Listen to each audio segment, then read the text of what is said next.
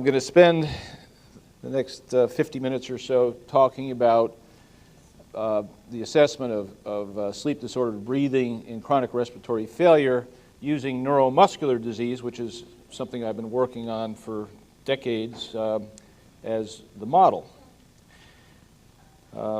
Disclosures, and so first I'm going to start out talking about the pathophysiology. Now, most neuromuscular diseases don't affect sleep directly.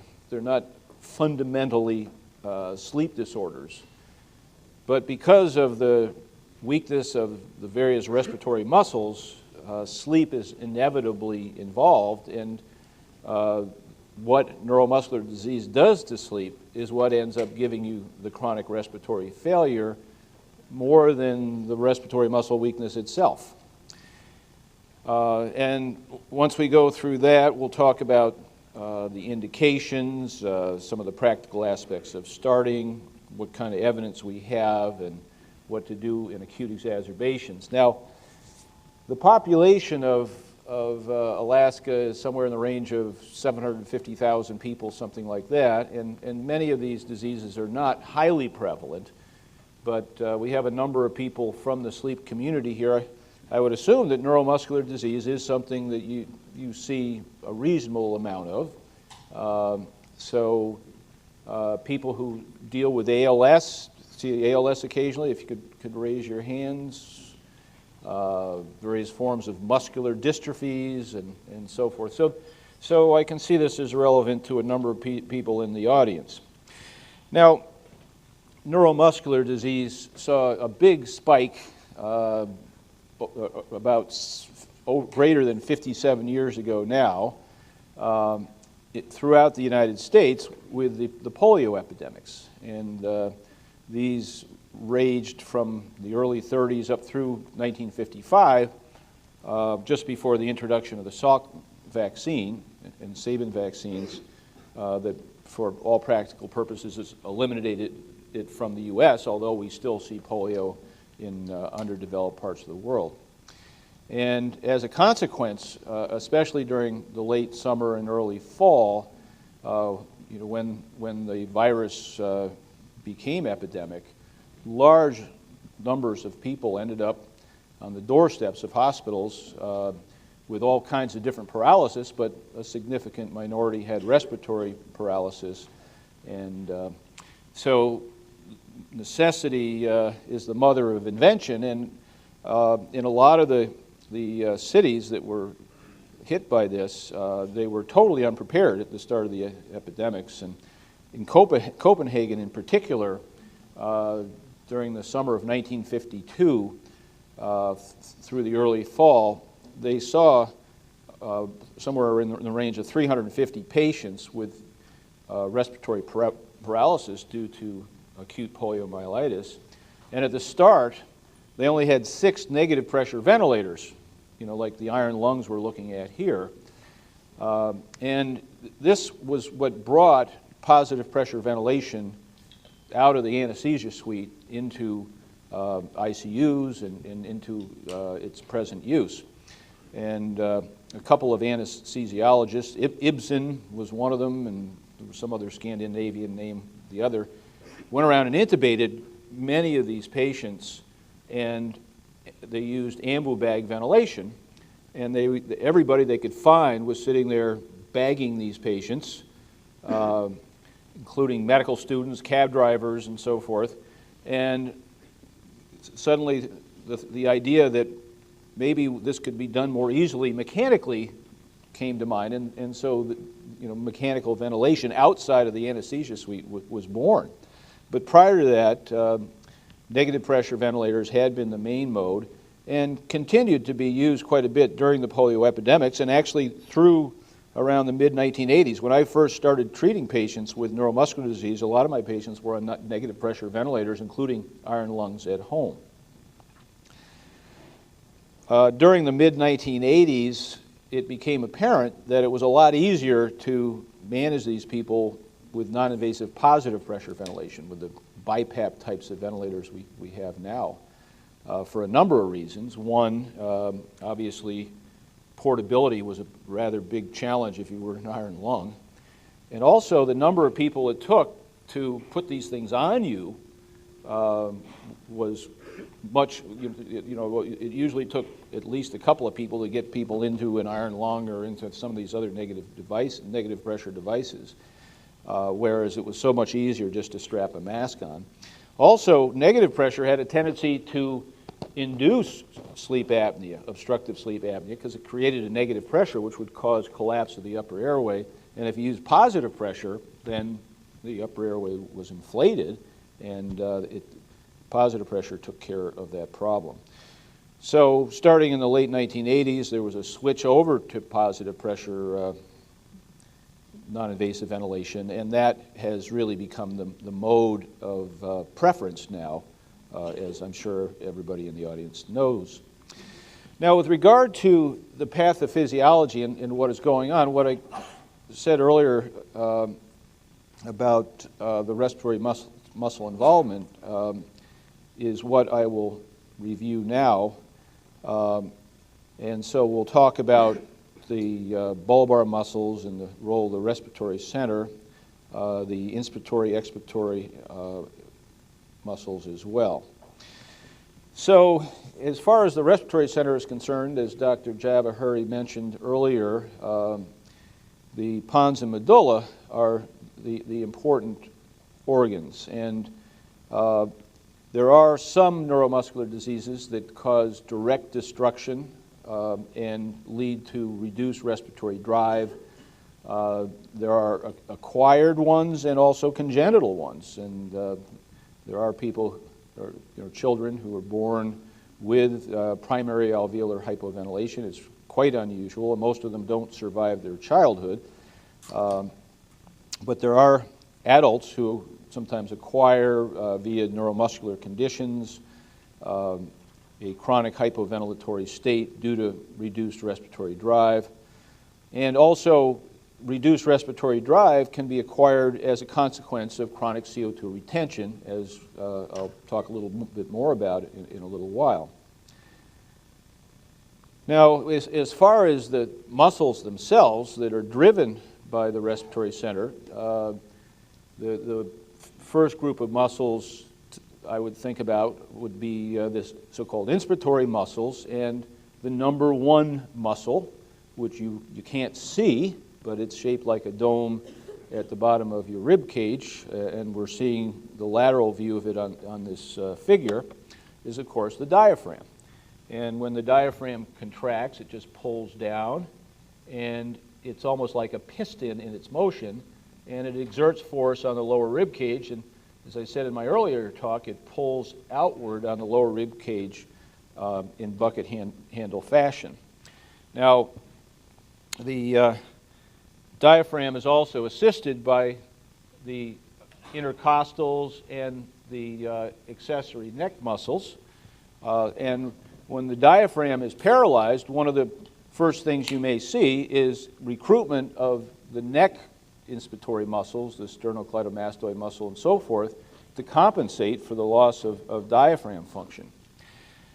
The diaphragm also is extremely important in sleep, and when you have, I'll show a figure in a little while, but when you are in tonic REM, so that the rest of your body is for all practical purposes paralyzed, the diaphragm is supposed to breathe for you. But if it's paralyzed, obviously you will not ventilate at all, and so you rapidly become hypoxemic and hypercarbic, and then you will get an arousal, and you're going to be very REM deprived.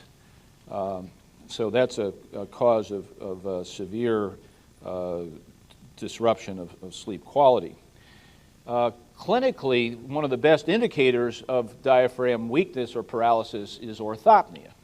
And this is because if you lie flat, the abdominal contents spill into your thorax, and if your diaphragm is normal, that's good because it stretches the muscles a little bit more, which gets you in a good position on your length tension curve, and you move the abdominal contents out, and you're just fine. But if your diaphragm is paralyzed, the abdominal contents stay there in your thorax, and you feel like you're suffocating. So orthopnea is one of the early symptoms that these people get, and it is relieved by sitting up. So often they'll say, you know, I can't sleep when I'm flat. I've been sleeping on my recliner for the last couple of months because every time I lie flat, I simply can't breathe. And clinically, when you're in your office assessing patients like this, what you're looking for is paradoxical breathing. Now, if you imagine that I am lying supine on my back, and if I have a normal diaphragm, you'll see symmetrical excursion of both the chest wall and the abdomen. And I generally will put one hand on the abdomen and the other on the chest and just watch them rise, both hands rise. And they should be symmetrical, coordinated, and that would be an indication that diaphragm function is intact. But as the diaphragm gets weaker and when it gets paralyzed, what you see is paradoxical motion of the abdomen. And in that case, the diaphragm is being sucked up into your chest. And it's quite easy to pick up in someone who has a normal body habitus. It's not easy in someone who's very obese.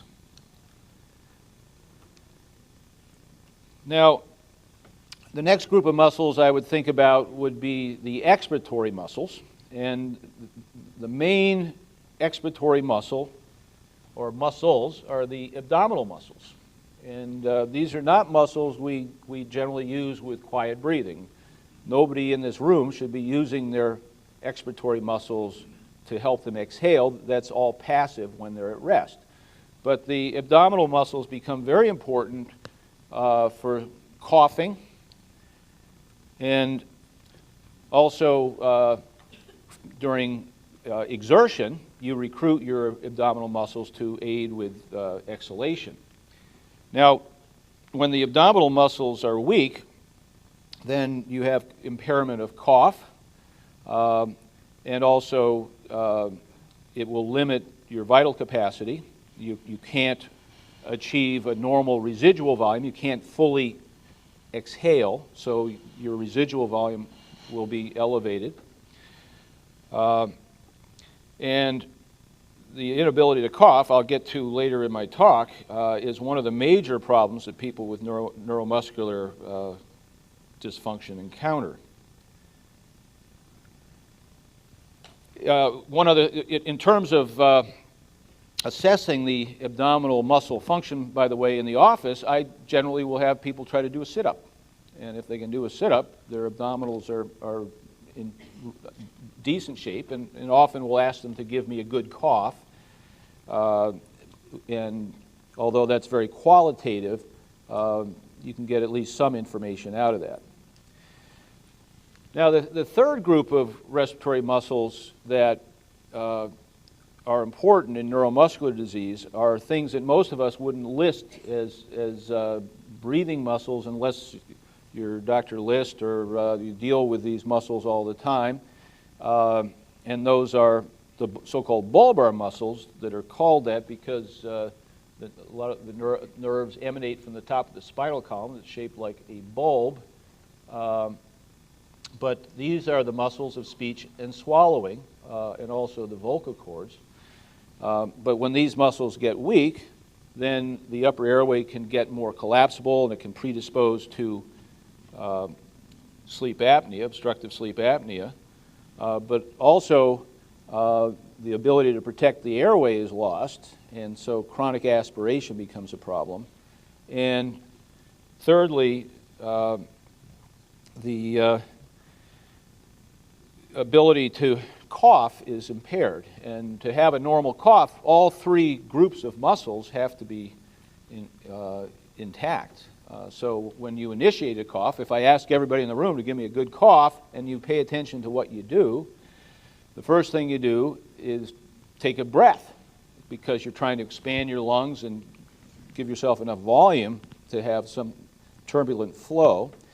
The next thing you do if you put your hand over your abdomen is you tense up your expiratory muscles, your abdominal muscles, and that compresses the air, but simultaneously you close your glottis to build up more pressure and then suddenly release, which gives you the part of the cough, so that you create turbulent flow, and that's what's most effective at moving secretions and so forth. Now, different neuromuscular diseases give you different patterns of involvement, and one of the diseases I see a lot of, ALS, I see as a very cruel experiment in respiratory muscle physiology, because sometimes these patients will come in with diaphragm paralysis and not much else, or just bulbar involvement and not much else, or all three are involved, and it is the life-limiting complication of ALS, as it is for many other neuromuscular diseases. And then finally, I mentioned the accessory muscles earlier, but these come in when the inspiratory muscles below are weakened. Now, as I mentioned, the consequence of this respiratory muscle weakness is sleep-disordered breathing of various kinds, and it starts out as an exaggeration of the normal sleep response that we'll talk about in a moment. It depends on the pattern of neurological involvement. It's very common in neuromuscular diseases and becomes more common as the diseases progress. It adopts many different manifestations depending on that pattern, and clearly contributes to the diurnal hypoventilation that many of the patients with neuromuscular disease develop. Now, to illustrate what happens with normal sleep, you've got effects on the respiratory center. When you enter your hypnagogic state, when sleep onset occurs, there's a reduction in cortical inputs and a decrease in respiratory center sensitivity and drive. Also, there is relaxation of the respiratory muscles. The intercostal muscles become relaxed, and lung mechanics change so that you're lying down, the diaphragm goes toward your head, and your FRC goes down a little bit. And upper airway resistance goes up a little bit, and the net result of all of this is your minute ventilation goes down, your PCO2 goes up, and when you go into REM sleep, these things are magnified because the spinal motor neurons hyperpolarize, and this creates a paralysis, effectively, of muscles other than your diaphragm, as I mentioned before. So if you have neuromuscular disease and different muscles are getting weaker and weaker, the effects of these things are intensified. Depending on whether the disease affects your respiratory center or not, you may have greater reduction in drive, but certainly these other things are affected, and especially during REM sleep, as I pointed out, if your diaphragm is weak, and the effects on gas exchange in sleep can be severe. So at any one time, close to half of patients with neuromuscular disease are affected by sleep-disordered breathing, and there are a number of risk factors for this that have been identified. The worse your pulmonary function, the more effect the sleep-related problems are going to be. Kyphoscoliosis, especially, the more severe it gets. 120 degrees would be a very severe angle, but this is associated with the onset of CO2 retention. Greater your BMI, the more obese you are. Some neuromuscular diseases are associated with anatomic disorders, macroglossia, large tongue in Duchenne. And in ALS, you get the bulbar muscle involvement. That's probably the most cruel aspect of that disease, depriving people of the ability to communicate vocally and to eat normally. But all these things contribute to sleep-disordered breathing. So the patterns, as I mentioned, there is a magnification of the normal response. There is an upper airway resistance syndrome, which leads to hypopneas, and then can lead to frank obstructive apneas and hypopneas, central apneas. In myotonic dystrophy, the respiratory drive neurons are affected and drop out, and so those patients tend to get a central component to their hypoventilation. You see repeated oxygen desaturations, especially in people who, say, have diaphragm weakness during REM sleep. And then global hypoventilation occurs. And the pattern you might see on an oximetry will depend on what kind of pattern you get in terms of the effects on breathing during sleep. But if you have obstructive sleep apnea, then you tend to get spikes, downward spikes, as you get obstructions and desaturations, whereas if you have global hypoventilation and the PCO2 goes up and stays up for periods of time, then you'll see sustained desaturations, sometimes as low as 70 or even 60% O2 saturation for prolonged periods during sleep. To illustrate the effect of diaphragm weakness and paralysis, here we have breathing during non-REM sleep in a patient who's got a weak diaphragm, but when they go into REM sleep right here, they, for all practical purposes, stop breathing. And needless to say, they can't sustain that for very long.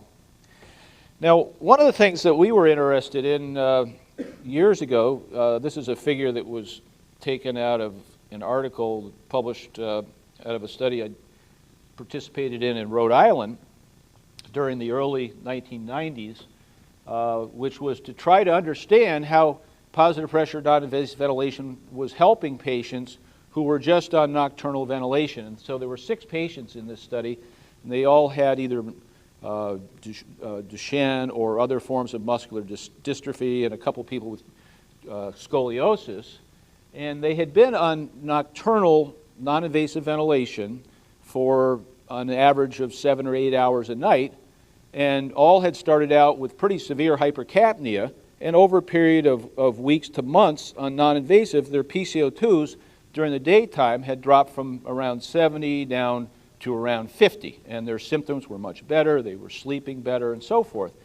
Yet, the support was only 7 or 8 hours at night. During the daytime, they were completely off their assistance. So the question was, how does their respiratory system sustain these lower PCO2s during the daytime when they're not getting ventilatory assistance? And the theories were that the assistance was making the muscles stronger, or there was a resetting of the respiratory drive that enabled them to maintain these lower CO2s during the daytime.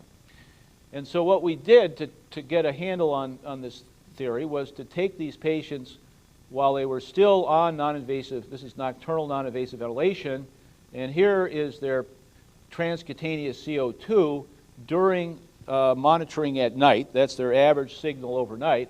And these are the saturations, 95% on room air at night for O2 sat, and this is the O2 sat nadir.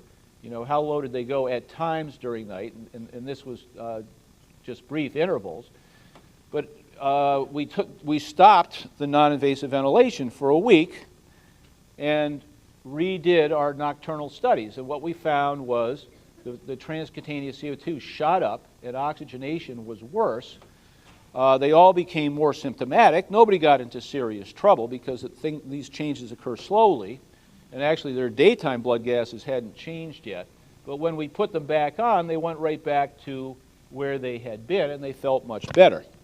Now, during this time, we also measured their respiratory muscle strength.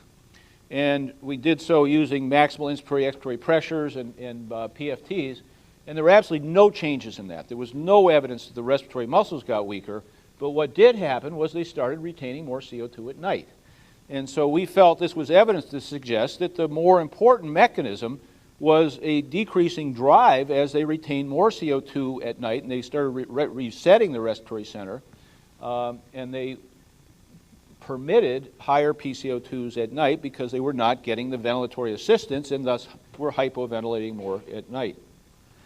And along with this, others who did a similar design later showed that sleep quality was also better with non-invasive ventilation. Here the frequency of arousals was about half in patients with non-invasive as opposed to none. So that was another factor, better sleep quality, that was improving the symptoms in these patients. And to give you an idea of what the tracings look like, this is a 4-channel recording. We don't have EEG here, but this is O2 sat up here. And You can see it's bouncing all over the place, going down in the 80s. This is sustained hypoventilation here. You can see how chaotic the breathing pattern is. It's all over the map here. And this is a patient with limb-girdle muscular dystrophy who had had chronic hypoventilation. And then,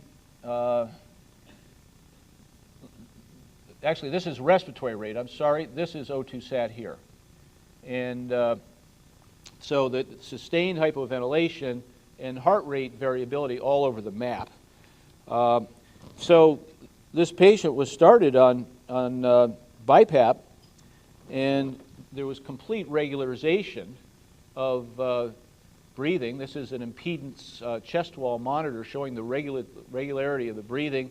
O2 sat, 95%. This is not on O2 supplementation, and heart rate regularity much, much better. And what's happening here is this patient is actually being controlled. We had him on a backup rate of 16, and he just stopped breathing. And spontaneously, it was letting the machine control his breathing, very comfortable, did this most of the night. Every once in a while, there would be an arousal, and he might have an occasional desaturation. But this is what it looked like most of the night, and his PCO2 came down. He felt much better.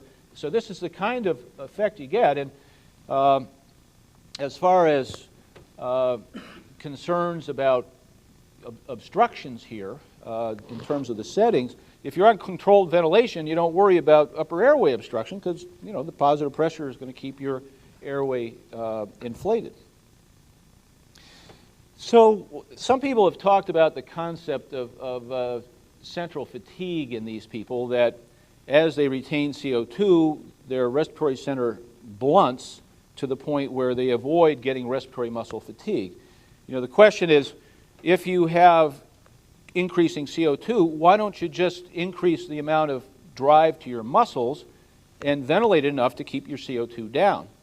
And the likelihood is if these patients did this, they would drive themselves to the point of respiratory muscle fatigue and then go into respiratory failure by that mechanism, and that would be the end of them. So their respiratory centers are somehow making the decision, and Dr. Javaheri probably could describe this a lot better than I can, but the decision they're making is to permit more CO2 retention rather than drive their respiratory muscles to exhaustion, and so it's the respiratory center that's getting tired, not the peripheral breathing muscles.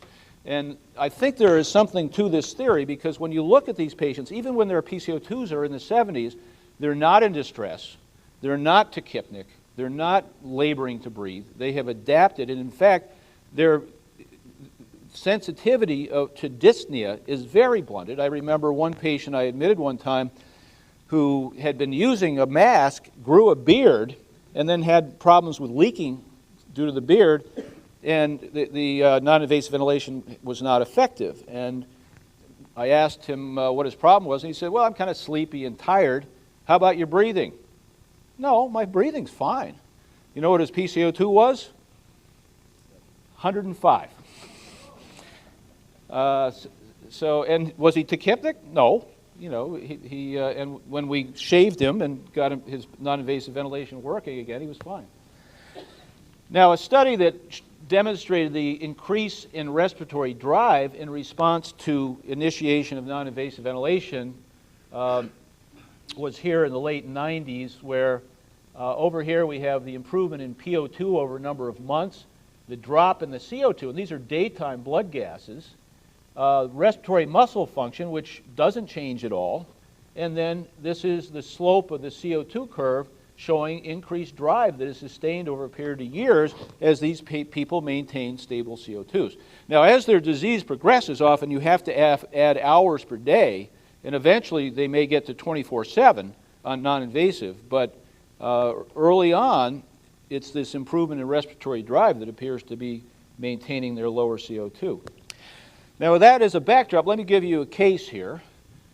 This is a woman I saw at least 10 years ago now, but at the time she was 58 years old, and she had a history of polio. She was lucky enough to be one of the last victims of the polio epidemics during the mid-50s, and she had post-polio syndrome, which means that the disease comes back and afflicts whatever organ was afflicted initially, associated usually with pain and fatigue and depression and so forth, and that's part of the syndrome.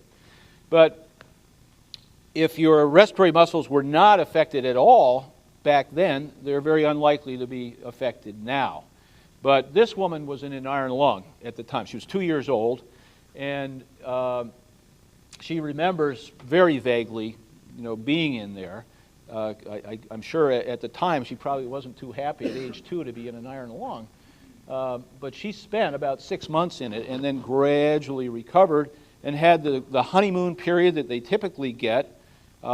She had a pretty severe scoliosis, but otherwise had become ambulatory, and then some decades later started to get weak again and ended up having to use a wheelchair. And then by the time she showed up to see me, she had developed symptoms of snoring and fatigue and morning headaches, hypersomnolence that we see with chronic CO2 retention and poor sleep. And her vital signs, she was not tachycardic, no distress, as is typical of these patients, respiratory rate 20. She was obese, and this, of course, is a risk factor for hypercapnia. Lungs sounded fine, but she was severely scoliotic, had some evidence of some fluid retention, probably a little cor pulmonale. She was using accessory muscles, but her abdominal excursion was pretty good. So her diaphragm appeared to be intact. Anybody want to tell me what her daytime PCO2 was? 72. Dr. Raymond guessed 70. Not bad. I'm going to play the lottery tonight. So she was a little bit polycythemic, related probably to chronic hypoxemia. Chest x-ray just showed her severe scoliosis, about 120 degrees for her.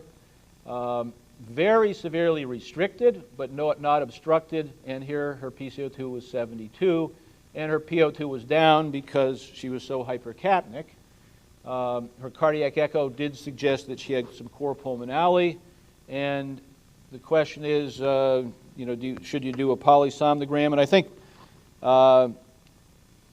most people here would say, well, sure, especially considering that she did have the snoring and everything. So she's at risk for sleep apnea. And so her PSG showed an apnea-hypopnea index of 34. So she had obstructive apneas and also was chronically hypoventilating. And she had the severe sustained desaturations to go along with that. So both OSA and chronic hypoventilation. And as I mentioned, she has this post-polio syndrome. Sleep disordered breathing is very common with that. And one thing, I suppose if you can say there's something good about it, it progresses very, very slowly. It progresses over years. And as I said, I still see her, and this was more than 10 years ago when we first met. So what would you do for a lady like this? Anybody want to just put her on oxygen? No. How about CPAP alone? Non-invasive? A lot of nodding heads. And tracheostomy? No. I mean, a tracheostomy would work, but it's a lot more complicated than probably need be. So, non-invasive, the less trauma.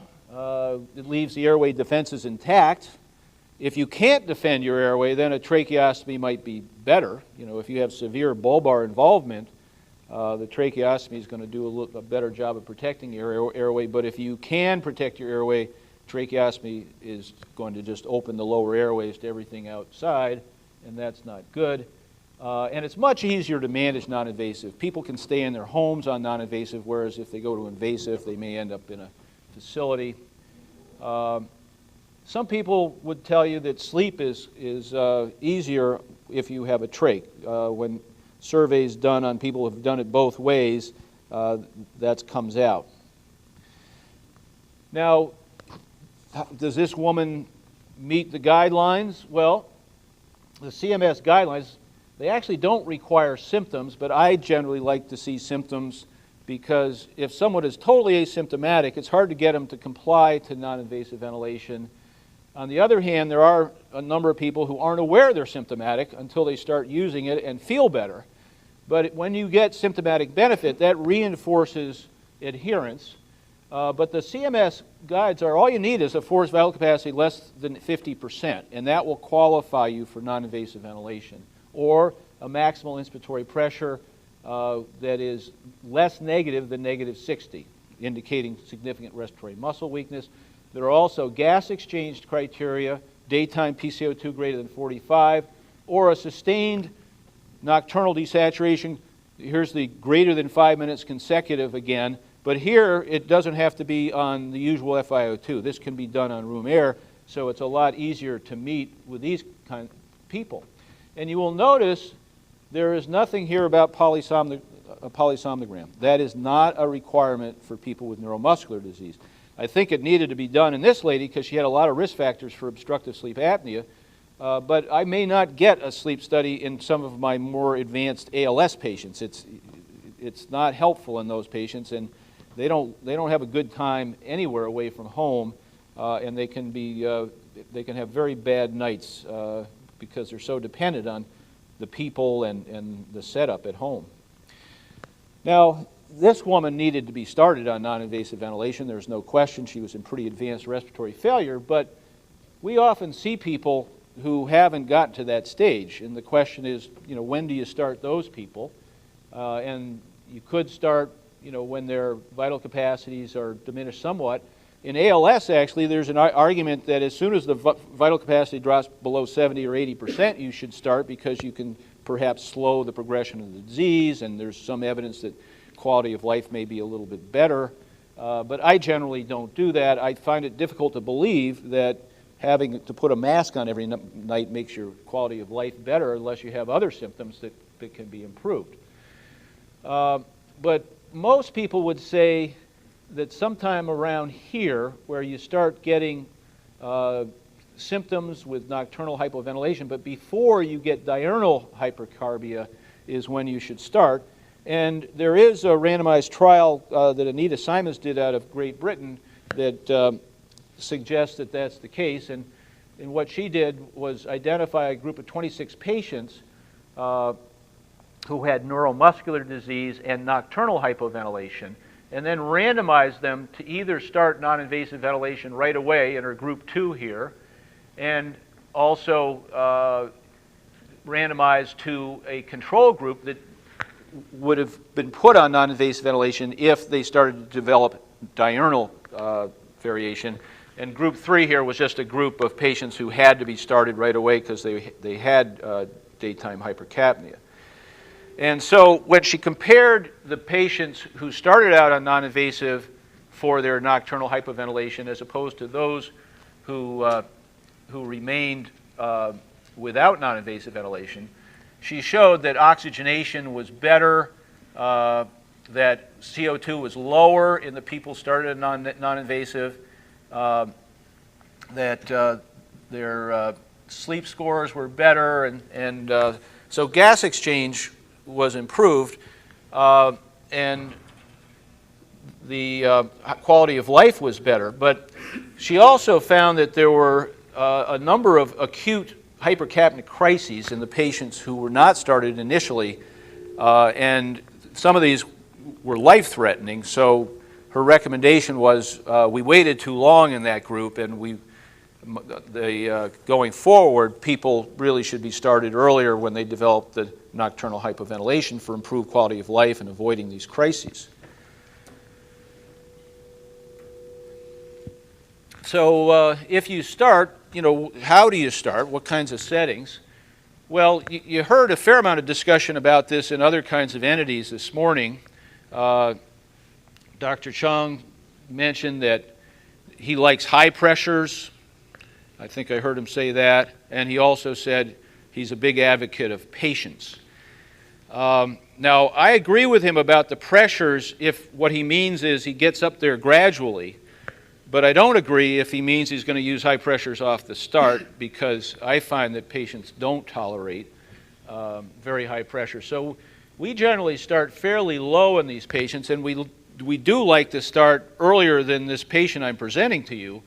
But we start at pressures of of 8 to 10 inspiratory, maybe 4 expiratory, and just get them used to the mask. And I often tell people, just put the mask on during the daytime when you're watching TV or reading something, and use it until you get comfortable with it. Don't try to fall asleep until it feels comfortable, because if you have them slap it on their faces when they first go to sleep, they get claustrophobic. There's nobody around to take it off if they have a little weakness of their arms, and they get panicked, and then they don't ever want to use it again. So I try to avoid that. So for the first week or 10 days, I just say, use it in the afternoon, distract yourself, have people around, make sure you're comfortable, and then try to do it at night. And then we gradually increase the pressures, and often when we can get the pressures up a little bit higher, maybe 12 to 15 inspiratory, and I increase by maybe just 1 or 2 centimeters of water very gradually. And if they're using it more than about 4 hours a night, they start to realize the benefits. They feel better, they're sleeping better, and now you get an adherent patient. And eventually, when they're using it all night long and they're feeling much better, you couldn't get it away with them with chains and wild horses. They don't want to sleep without their BiPAPs, and that's where we want them to get. As far as monitoring them is concerned, the symptoms are most important, and how they're adapting. This hypersomnia and daytime or morning headaches and so forth gradually go away. We do check daytime blood gases, bicarbonates. Sometimes we're getting venous blood gases now, and also do some nocturnal oximetry without oxygen supplementation, because when you get these people ventilating properly, they should not need supplemental O2. And at least in neuromuscular disease, there's no evidence that hospitalizing these patients is necessary. We start them all at home, and they generally do pretty well. There is an alternative approach using sleep lab titration, and the problem with this is people focus on respiratory events. And so a lot of labs have a protocol where they go up with the BiPAP until the hypopneas, or rather the apneas, are eliminated, and that'll be the lower pressure. And then they'll go up and then they'll eliminate the hypopneas, and that'll be the upper pressure. But what they forget is that takes care of the respiratory events, but it doesn't necessarily take care of the hypoventilation and the respiratory muscle weakness. Now, what happened with this patient was she was told that 11/3 was a good setting for her. Her O2 sat came up a little bit on some oxygen, and the 3 was selected because she just couldn't tolerate any more expiratory pressure, even though that did not get rid of her respiratory events. So what do you think that did for her? Not much. So she came back about a month later and was feeling a bit better, but her PCO2 was still 65. So what do you do?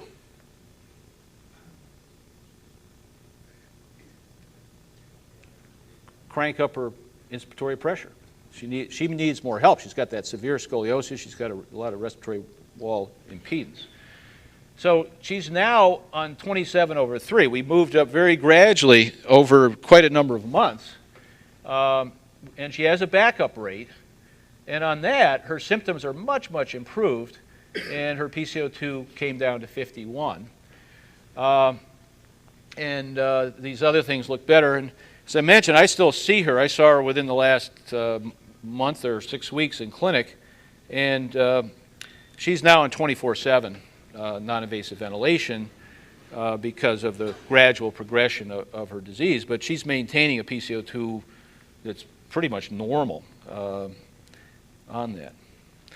Now, that's one example of a neuromuscular disease. The most common one we see actually is ALS.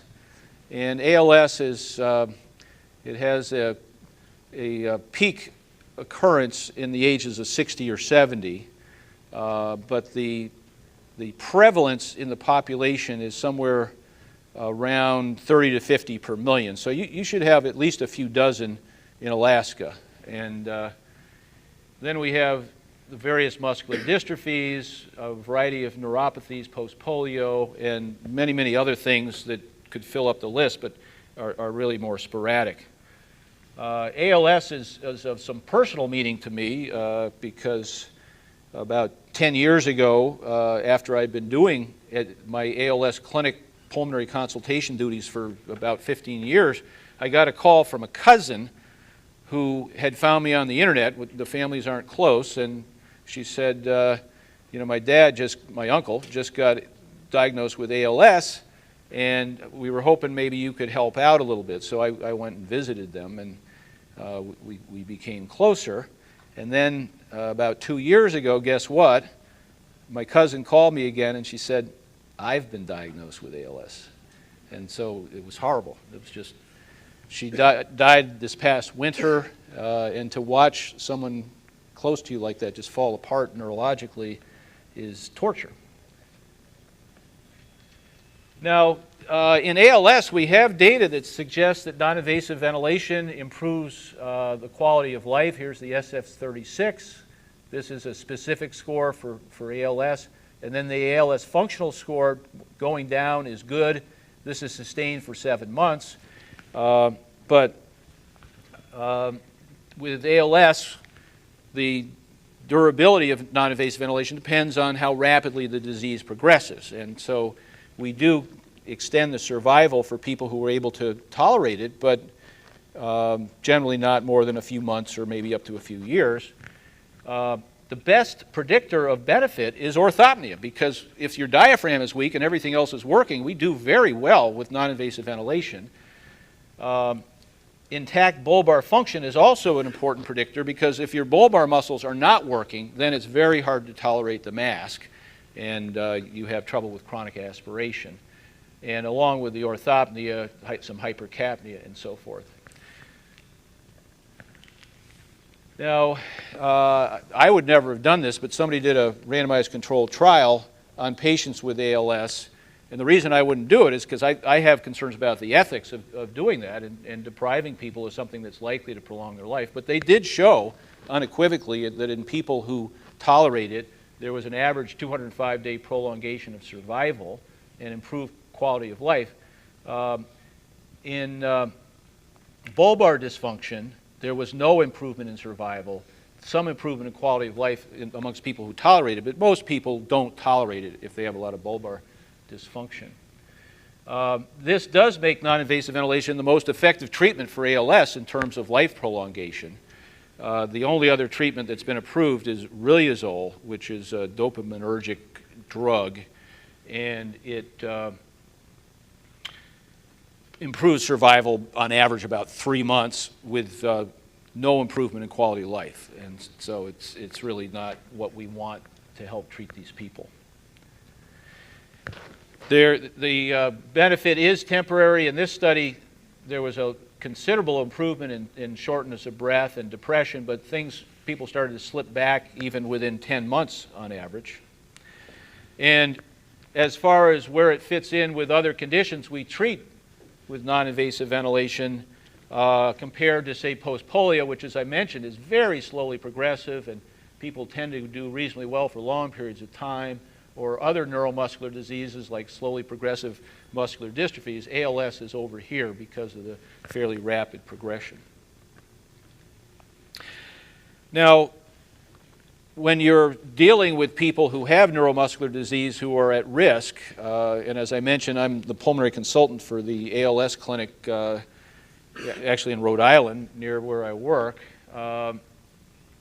It's very important to discuss the ethical issues early, so when these people come in and they first start to manifest anything respiratory, they sit down with me and I go through what ALS does and what are the things we can do to help you out, and then talk about what do you want. Do you want a feeding tube? Do you want a trach?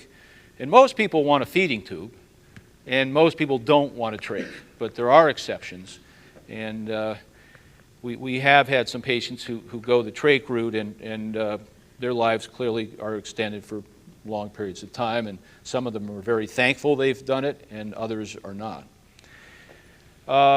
We also spend time preparing them for non-invasive ventilation, and if they're going to go on it, We go through the routine I was talking about, but we make sure they have a comfortable mask, they have a portable, convenient ventilator, appropriate adjustment of ventilator settings, and management of cough. And I'm not going to spend much time talking about masks. Actually, walking around the exhibits earlier today, I was impressed by the variety of things they had on display. And some masks I hadn't seen yet. They're new to the market. And over the years, mask technology has made enormous advances. So we now have these little things that fit over the tip of your nose that are minimally obstructive.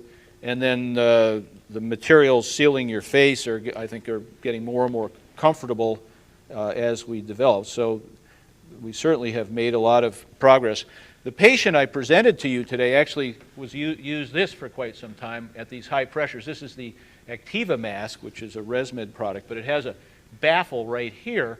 And the idea is that the baffle enables the silicone portion to seal on your face with relatively little pressure. They call it the leak-seeking mask, or they used to. But it was amazing, she was on 27/3, so with every breath, the baffles would go out and in, and it didn't seem to bother her, but there was a lot of excursion in this mask. They're all different variations on mask themes. Here's a combination of nasal prongs with an oral interface, and I didn't see one of those out there today, so that's why I'm showing you. And then you can say the same thing about ventilators. We've got, this is the S9, which comes in a BiPAP version, and in a number of different manufacturers. This thing, the LP10 isn't actually available anymore, but this is the brand new HT70, which is a nice portable hybrid type ventilator, multi-modality type of ventilator. Now, this is just to illustrate what you can do during the daytime. These obviously are twins. That's Nancy on the left and Sheila on the right. And they're enjoying a nice summer day out on the porch. They're on 24/7. I started Sheila on non-invasive ventilation in 1984 when she came in with these typical symptoms and enuresis. She lost bladder control at night with a negative pressure wrap ventilator.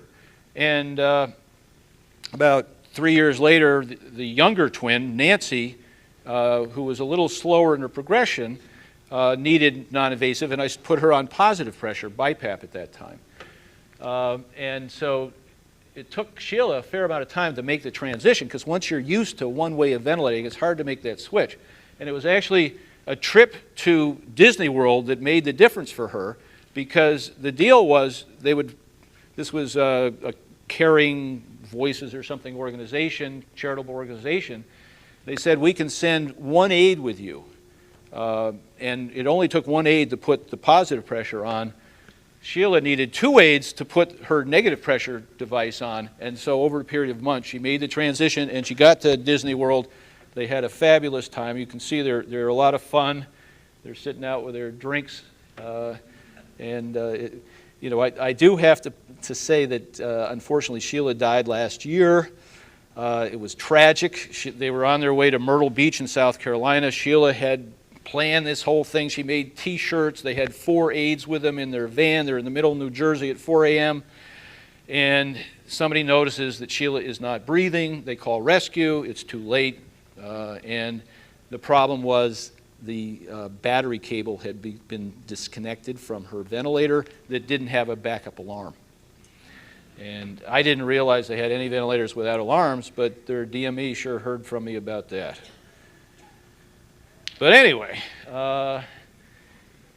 these are some of the ventilators that we use on the wheelchairs, the LTV, and the Trilogy has worked very well both for non-invasive and invasive applications. So let's see, in terms of time, I'm just going to skip ahead here because we've covered a lot of this stuff. Acute exacerbations are a problem in these patients. I make sure if they're not on 24/7, they go on 24/7. And secretion retention is one of the most important problems you run into. They get a bronchitis, they cannot cough, and somebody's got to be there to help cough with them. And so The things you can do are chest physiotherapy, manually assisted coughing. Everybody know how to do manually assisted coughing? You know, basically it's a modified Heimlich maneuver, but you tell the patient cough, they're lying supine, and I use the pit of my, what did I do here? Help. There we go. Tell them to cough and press. And as you press, they generate a cough, and you can greatly increase their cough flows if you coordinate things right. And then this thing, the Cough Assist, has been life-saving for a lot of these patients at home. Does anybody use this? Anybody have any experience with it? For neuromuscular disease, you must know about this device. And what it does is, it was developed during the polio epidemics from vacuum cleaners. They put the vacuum cleaner in reverse, and they inflate the lungs fully for 2 seconds, usually positive 30, positive 40 pressure, and then abruptly go to a negative pressure, and it sucks what's in your upper airway out. And it repeats that maybe 10 times. You take a little break, and then it does it again. You can use it as often as you want. We had one of our Duchenne muscular dystrophy patients in the hospital last week with an upper respiratory infection, and we got him through with that and with manually assisted coughing, and he went home a few days ago. So to summarize, non-invasive ventilation is the mainstay of treatment for these neuromuscular patients, usually started after symptoms, and the CO2 retention that they get is related to the sleep disordered breathing as a consequence of the pathophysiology. Successful initiation requires patience. I agree with Dr. Chong on that, and appropriate adjustments. We've discussed the monitoring approach, the need for cough assistance, and discussing ethical issues early, and I'll stop there, and if we have any time for a question or two, I'd be happy to address them. Thank you.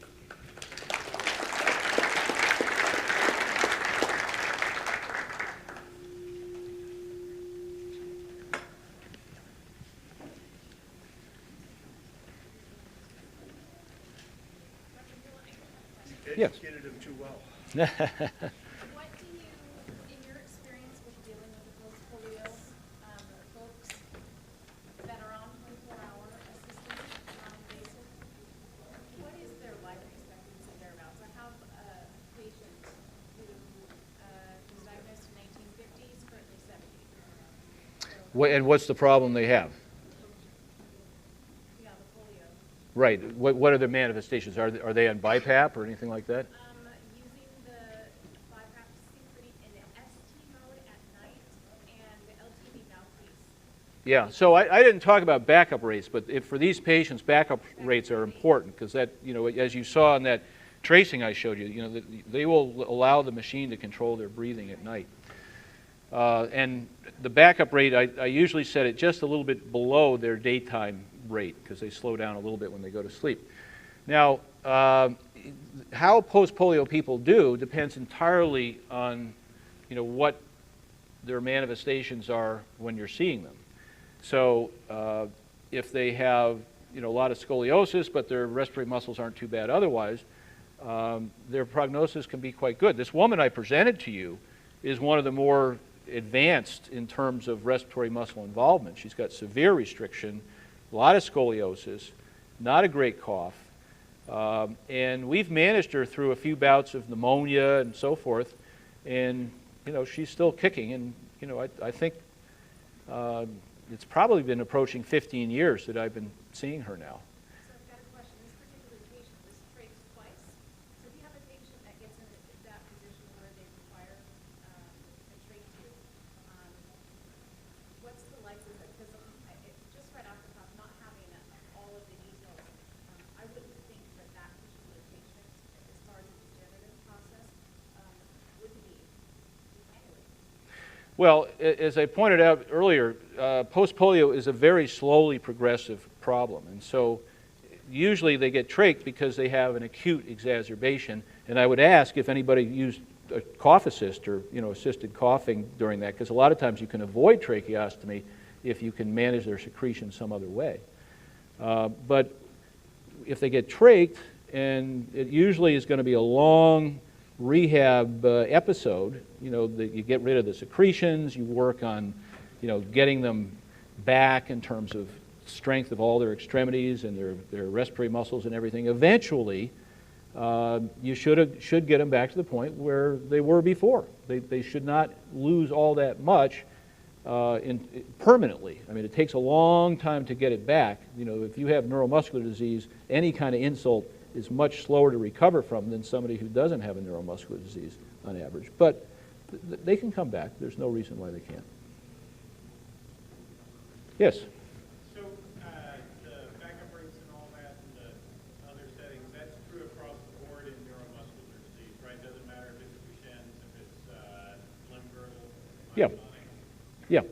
Yeah. You know, there are going to be variations. This lady I showed you ended up on 27/3, and those are pretty extreme pressures. That's not typical of people in my practice, but hers are high because she has so much scoliosis. She has like 120 degrees. Her chest wall mechanics are terrible. And to get enough air in, you need those high pressures. That's why the initial pressures didn't work at all. But I have patients at home with muscular dystrophy without a lot of scoliosis or cerebral palsy without a lot of scoliosis who are on, you know, 14/6 or something like that, and they do just fine. Usually the delta is going to be somewhere in the range of 8 to 12 in a lot of these patients unless they have underlying significant parenchymal or chest wall elastance problems.